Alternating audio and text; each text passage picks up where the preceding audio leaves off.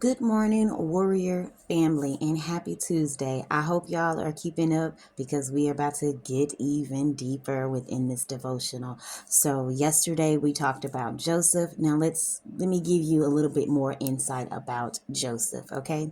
The Lord says, during the 40 years that I led you through the wilderness, and your clothes did not wear out, nor did the sandals on your feet. That is coming from Deuteronomy 29 and 5.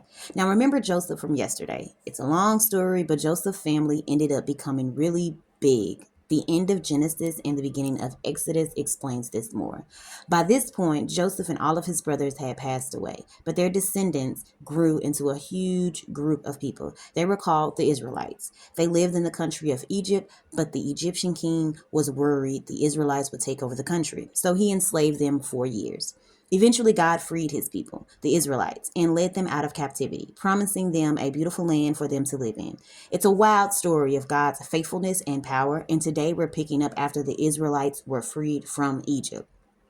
At this point, they had been following their leader Moses in the wilderness for about 2 months. They were sick and tired of walking. Once they had been stuck in Egypt, now they felt stuck again in the wilderness. And they were really hungry. Scholars estimate there were around 2.5 million Israelites in the exodus from Egypt. That's 2.5 million hungry people.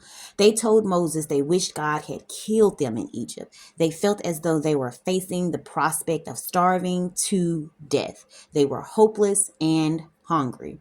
God heard their cries and provided food for them. They couldn't go to the grocery store in the wilderness, so God gave them food by literally raining down bread from the sky.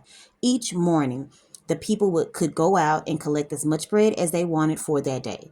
God did this for the people each day for 40 years. They never once ran out of food to eat. Their clothes never got tattered after 40 years of walking. Their shoes never even had holes. God continually provided for all of their needs.